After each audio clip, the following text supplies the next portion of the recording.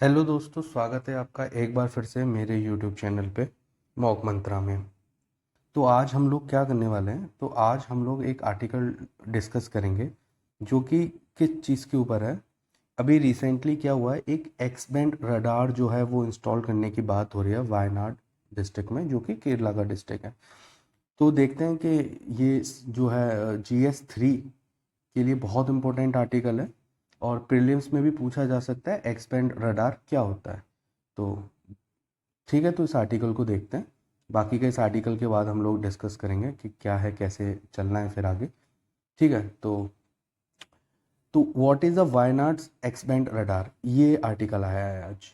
देखते हैं कि वाई न्यूज़, बेसिकली न्यूज़ के अंदर क्यों है ये।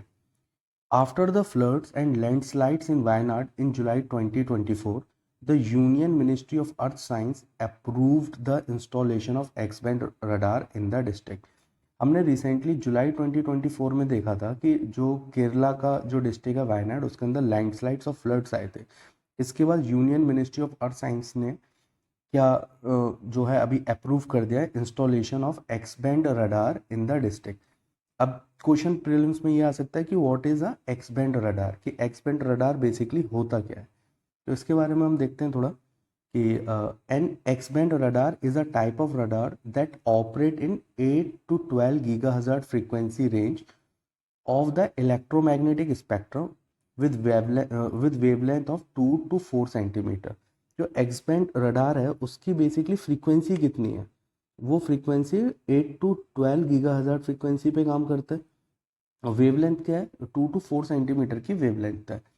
This radar particularly useful for detecting a small particles like raindrops, fog and other fine particles due to its short wavelength which allow for higher resolution images। तो ये क्या करता है, ये हायर रेजोल्यूशन इमेजेस को, क्योंकि इसकी शॉर्ट वेव लेंथ होती है तो हायर रेजोल्यूशन जो इमेजेस हैं उनको ये अच्छे से कैप्चर करता है।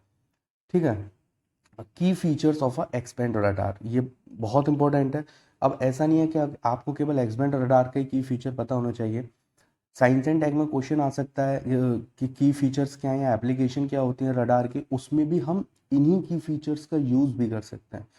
तो इस तरीके से थोड़ा ध्यान देना चाहिए।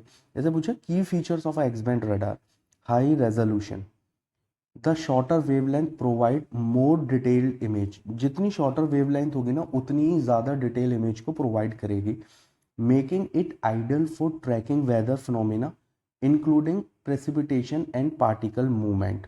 क्लियर है। Limited range, they have relatively a shorter range compared to other type like S-band radar because higher frequency signals get attenuated, weakened faster as they travel through the atmosphere. बहुत इंपॉर्टेंट पॉइंट है, इसे थोड़ा ध्यान रखना। अच्छा, application पूछ लेगा इसकी कि एप्लीकेशंस क्या हैं। ठीक है, इन वेदर फॉरकास्टिंग में हम जो है इसका यूज़ कर सकते हैं। वेदर फॉरकास्टिंग में इसका यूज़ करा जा सकता है, ये एक बहुत अच्छी एप्लीकेशन है इसकी। X band radars are use for short range weather monitoring. तो किस में यूज़ हो रहा है ये, शॉर्ट रेंज वेदर मॉनिटरिंग में यूज़ हो रहा है, वो हम देख चुके हैं।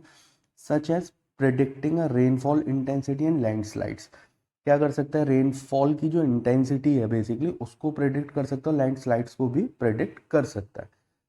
सॉरी, एक सेकंड में थोड़ा एडजस्ट कर लूँ। ठीक है, they are also used in air traffic control and military application, और ये एयर ट्रैफिक कंट्रोल और मिलिट्री एप्लीकेशन में भी यूज हो सकता है। अब क्या करेगा इस पे यूपीएससी, इसमें एक पॉइंट डाल देगा ऑप्शंस में कि जो एक्स बैंड रडार है can be use for air traffic control. अब बच्चे इसमें कंफ्यूज हो जाते हैं, तो ये चीज़ ध्यान रखनी है कि ये एयर ट्रैफिक कंट्रोल में भी यूज हो सकता है। एक एक होता है डोपलर रडार, ये आपने सुना होगा कि डोपलर रडार, ठीक है, जो कि डोपलर इफेक्ट पे काम करता है बेसिकली।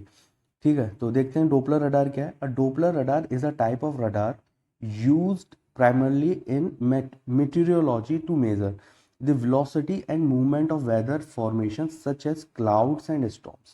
ये clouds और storms के जो weather formation है उनके लिए यूज होता है। It work on the principle of Doppler effect which refers to the change in frequency of waves as their source move relative to the observer। source कहाँ move करती है, to the observer। इसकी applications क्या हो सकती हैं, देखो ये भी पूछ सकता है। वेलोसिटी मेजरमेंट में ये यूज करा जाता है। By measuring these changes in frequency a Doppler radar can determine how fast the object example rain cloud is moving and in which direction. तो ये क्या करता है कि जो रेन क्लाउड है बेसिकली आपका, ठीक है, वो जो है किस डायरेक्शन में मूव कर रहा है और किस वेलोसिटी से मूव कर रहा है, एक्चुअली किस वेलोसिटी से मूव कर रहा है उसको ये मेजर करता है। Weathering monitoring, a Doppler radar help in tracking rainfall intensity, detecting wind pattern and predicting the formation of storms और टॉर्नेडोज। ठीक है, स्टॉर्म और टॉर्नेडोज में भी हम वेदर मॉनिटरिंग में यूज कर सकते हैं इसे। अब इंडिया में देखते हैं कि इंडियाज रडार नेटवर्क कैसा है। ठीक है, the India's metrological department IMD begin using a radar in weather application in the 1950s। 1950s में IMD ने पहली बार वेदर एप्लीकेशन के लिए रडार का यूज़ करना शुरू किया था। इंपॉर्टेंट पॉइंट है, the first indigenously designed x band storm detection radar was installed in 1970 in new Delhi. तो सबसे पहले कहाँ इंस्टॉल हुआ था ये, न्यू दिल्ली के अंदर इंस्टॉल हुआ था 1970 में। इन 1996 the IMD replaced 10 outdated x band radar with digital x band radar. ठीक है, 1996 में हम जो है डिजिटल रडार के साथ उसको जो है अपडेट भी कर दिया था। The India's radar network include both wind finding and storm detecting x band radar. तो जो इंडिया का रडार है ना, वो विंड फाइंडिंग और स्टॉर्म जो है उसको डिटेक्ट करने के लिए यूज़ करा जा रहा है। The countries also use S band radar. S band radar जो होता है उसकी फ्रीक्वेंसी 2 to 4 गीगा हज़ार्ड होती है, वो लॉन्ग रेंज डिटेक्शन में यूज होता है। The first S band cyclone detection radar was installed in Visakhapatnam in 1970। और जो पहला S band cyclone detection radar था 1970 में इंस्टॉल हुआ था, कहाँ पे, विशाखापट्टनम में। और जो सबसे पहला जो एक्स बैंड रडार था वो कहाँ हुआ था 1970 में, न्यू दिल्ली में हुआ था। और जो एस बैंड था वो विशाखापट्टनम में इंस्टॉल हुआ था। रिसेंट डेवलपमेंट क्या चल रहा है इसमें, इन September 2024 the Ministry of Earth Science announced that India would install 56 additional Doppler radars over the next few years। ठीक है, on September 11, 2024 the Union Cabinet approved 2000 crore mission मौसम, ये याद रख लेना, 2000 करोड़ जो है मिशन मौसम के लिए दिए हैं, which aim to upgrade meteorological infrastructure including the installation of up to 60 radar by 2026। ठीक है, the Wayanad radar initiative also include a installation of C band radar। इसके अंदर C band radar की भी बात हुई है, जिसकी फ्रीक्वेंसी क्या है 4 to 8 गीगा हज़ार्ड होती है in Mangaluru, with an observation range कितनी होगी उसकी 250 किलोमीटर उसकी ऑब्जर्वेशन रेंज होगी। ध्यान रखना इस पॉइंट को कि जो ऑब्जर्वेशन रेंज है वो 250 किलोमीटर, इसके बारे में बात हो रही है। अब है अबाउट निसार। अच्छा, निसार तो आपने बहुत सुना भी होगा, ये एग्जाम में भी कई बार पूछा गया है कि निसार बेसिकली किसका इनिशिएटिव है।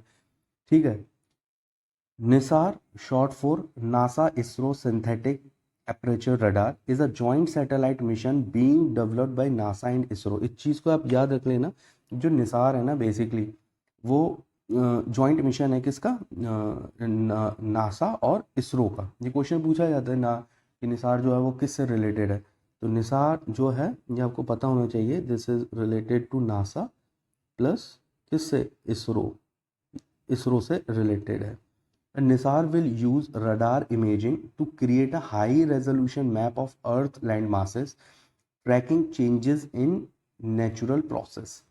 Its payload consists of L-band radar। इसका जो payload है वो क्या consist करा हुआ है, L-band radar करा हुआ है, 1.25 गीगा हज़ार और 24 centimetre, built by NASA, and S-band radar 3.2 giga हज़ार 9.3 सेंटीमीटर, built by ISRO। बहुत इंपॉर्टेंट पॉइंट है, ध्यान रखना इसे कि जो एल बैंड है वो बेसिकली किससे रिलेटेड है, this is related to NASA, और जो एस बैंड है वो रिलेटेड है आपका इसरो से।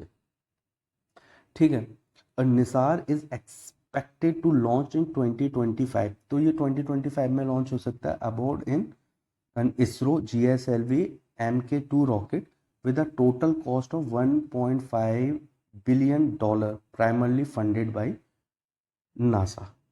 ठीक है, तो चीज़ का थोड़ा जो है ये अच्छा क्वेश्चन है, और ये GS3 में यूज़ हो सकता है। इसका जो एप्लीकेशंस हैं और जो इसमें की फीचर्स दे रखे हैं, ये GS3 में यूज़ करे जा सकते हैं। तो अच्छा आर्टिकल है, इसको अब एक